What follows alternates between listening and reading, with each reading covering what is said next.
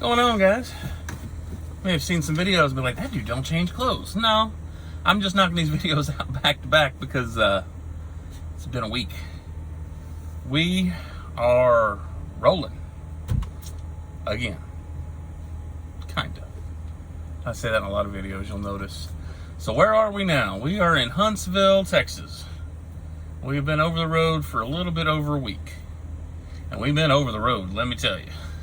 So we left out when it was Monday when I was there last week. I think it was Tuesday I made that video. When I said, hey, I was in St. Louis. That's right, it was Wednesday. I said, hey, it's Tuesday night, just like it's Tuesday night now. And I'm parked up, I'm gonna deliver this in St. Louis. It ended up taking me a little bit longer, but I got up in St. Louis. It was snowing, foreshadowing here. I dropped off at the aluminum place. I got a load out of central Missouri going up to Dayton, just north of Minneapolis, Minnesota. So I went through Missouri, I loaded that. It was backed it into the bay. Actually, I think I put a picture of it. It was a bunch of anchors. It was going to like big anchors for anchoring and holding stuff down, going up to a foundation place up in Minnesota, or as everyone trying to say, Minnesota.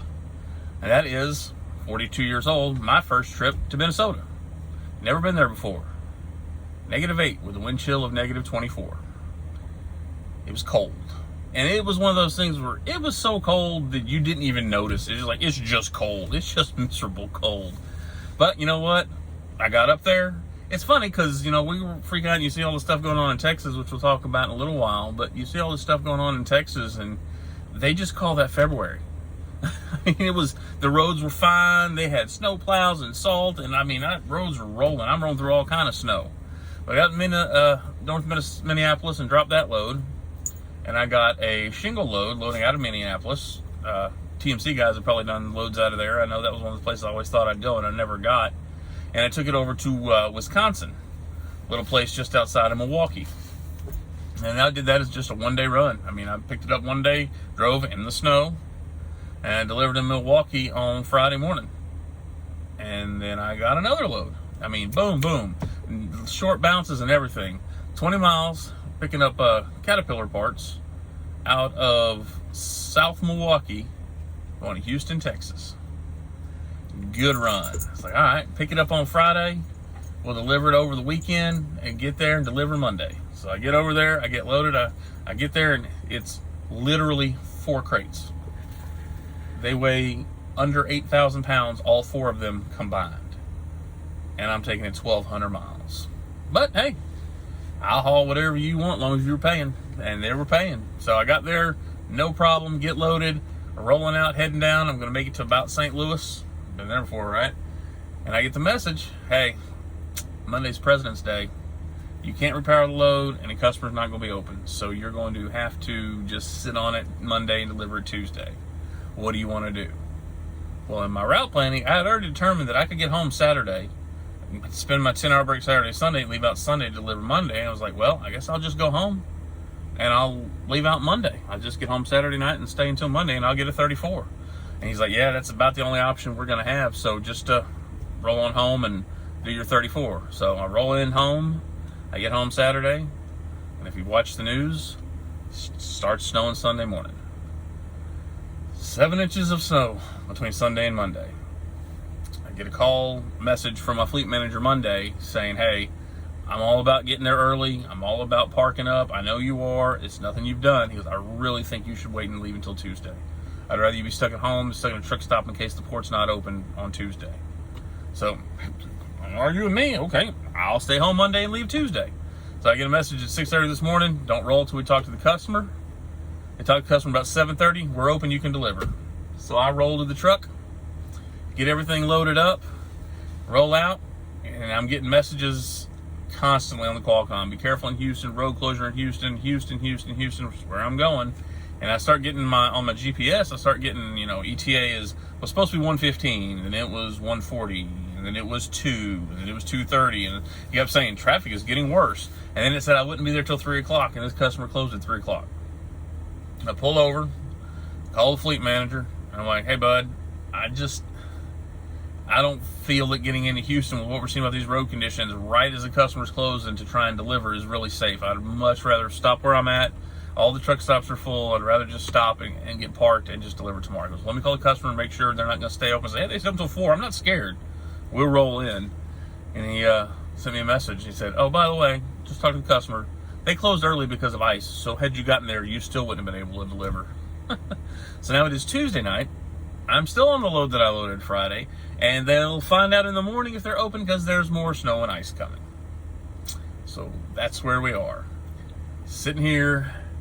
I made it a whole 200 miles today. I've been off since 2 o'clock this afternoon, hence all the videos. I've been thinking about what I was going to do, and we're just trying to get this load off. This 7,000 pound load. I'm getting over 9 miles per gallon from Wisconsin to Texas. So hey, I filled up in Wisconsin, and I don't even need fuel yet. So we're trying to deal with that. So that's where we are. This truck stop does have diesel, so I put a little bit of diesel just to cover that. I have not been able to find a restroom that was open today because there's no water. We've had rolling brownouts. Luckily, I had food because all the food places are closed. It's been an adventure. And I've got a class in Springfield this weekend, so deliver Wednesday. Probably get a Wednesday to Friday load. I mean, depends how I get offloaded and what freight looks like. But we shall see. So that's where we are, guys. Let's get rolling, y'all. God bless. Bonus footage time. I stopped the last video because I was like, something I want to talk about, and I can't remember what it was. I didn't want y'all to watch me stammer and stutter like you did last time. So, here's your bonus footage. I had to deliver in St. Louis, and I had 2 stops. And I route planned. I told y'all, I go on Google Earth, I look for turns so I can see what it looks like, especially some of these places I've never been, which now that I'm over the road is everywhere. I look at the written directions, just like TMC. The Prime has an app, and I follow the written directions over the GPS anytime I'm going close to a customer because those are approved routes. GPS told me to go this way. The directions said go this way. I route planned everything. Had to go through a small town, but I was on the right roads. I know I'm going the right way. I do everything I'm supposed to. And I get up, and I make this turn, just like I had trip planned, and I turn, and you go around this sharp turn, and it goes from 2 lanes to 1 lane, and there is a rock mountain hill that has a little hole cut out for it, and it goes 1 lane, and the other lane has the right-of-way. And I'm like, oh my God, what have I done? This is the narrowest opening I have ever seen. I didn't see this on the route planning because it just looks like a bridge going under train tracks. I didn't see any no truck signs. What have I done? What have I done? What have I done? Well, I figured it out, looked around. I couldn't back up. I had cars behind me. You could see tire tracks from an 18-wheeler. I knew I had the height because when the person was height, and I just puckered and went real slow with my hazards. I sounded my air horn before I went through it because the oncoming traffic knew I was coming through. I waited a second, and I got through, and I got delivered, and I was not shaking. But I was like, what just happened? So the guy comes out, and he's unloading. I said, hey, I got to ask, man, did I screw up going through that? Because that did not seem like that was made for 18-wheelers.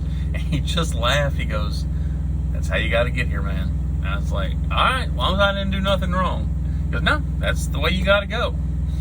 And I get asked for advice all the time, and I don't know why people ask me for advice. I've been doing this 14 months, but I've lived life and etc. So I'm going to give you a piece of advice that that incident made me think of. At some point in your trucking career, you're going to make a wrong turn, or you're going to make a right turn that seems wrong, or you're going to do everything you think's right, and there's going to be a road closure because of snow and ice that you can't help. And you're going to make a turn, or you're going to do something, and you're going to say, oh my God, did I just screw up? And in that moment, in my opinion, your number one goal is not to make another decision that will make it worse. When you realize you're in a bad decision, don't make it worse. That is the biggest piece of advice I can give you.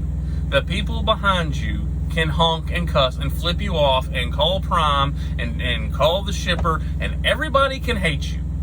You're never going to see those people again. And you make another right turn down the road you're really not supposed to be on, and your bad situation can go worse. You could be doing everything right, like I did, and not even know it, and it seems wrong. When I had to pull into a shipper, that same route, there's another shipper. It was very tight. I didn't care. I got out of the way. put my hazards on, and I got out and looked, and I assessed my situation. I'm not saying cause an accident. I'm not saying, oh, stop in the middle of an intersection going, I don't know if I can turn left or right. I'm not saying that. It is the hardest thing, and you can't teach it. But you just got to, when you get out here, in my opinion, don't make a bad decision, the worst decision you've ever made that ends up in an accident or cargo damage or damage to the truck or ruins your career. Think, what can I do that will not make this situation worse? And I'm not saying you're always going to make the right decision. I've probably, that was, if y'all remember, a long time ago with TMC, I damaged a little bit of insulation, foam insulation, because I had made a wrong turn, and it said it was 30 miles out of route, and I tried to make another decision to turn around, and that decision made my situation worse. That one, instead of stopping and saying, let me look at this picnic area, it looks like I'm going to turn, let me look at it and make sure. I said, I don't want to do 30 miles out of route, then TMC's going to be, oh, there's picnic area turned in, and I made my situation worse. When I did that bridge, there was 2 lanes. I pulled over, put my hazards on. I kind of stopped for 5 seconds to assess the situation. It didn't say no trucks. I knew I could do the clearance height. It looked narrow, but I could see 18-wheeler tracks. Had I just said, punching a gun, and then ripped the mirror off because I really wasn't supposed to be there, that would have made it worse. So that's your bonus footage for today. When you find yourself in a bad situation, find the safest way not to make it worse. You're on a 4-lane road, hazards, pull as close to shoulder as you can, but watch intersections, watch oncoming traffic, watch trains. It's a lot to do in a short period of time, and you can't train it. But I will throw that piece of advice just to stick in a little nugget in your cranium there. When you make a bad decision, your next decision should not make it worse. Try not to make it worse. Try and find a safe alternative to make the situation better. Dumb rambling, but I wanted to say it. Love you guys. Talk to you soon.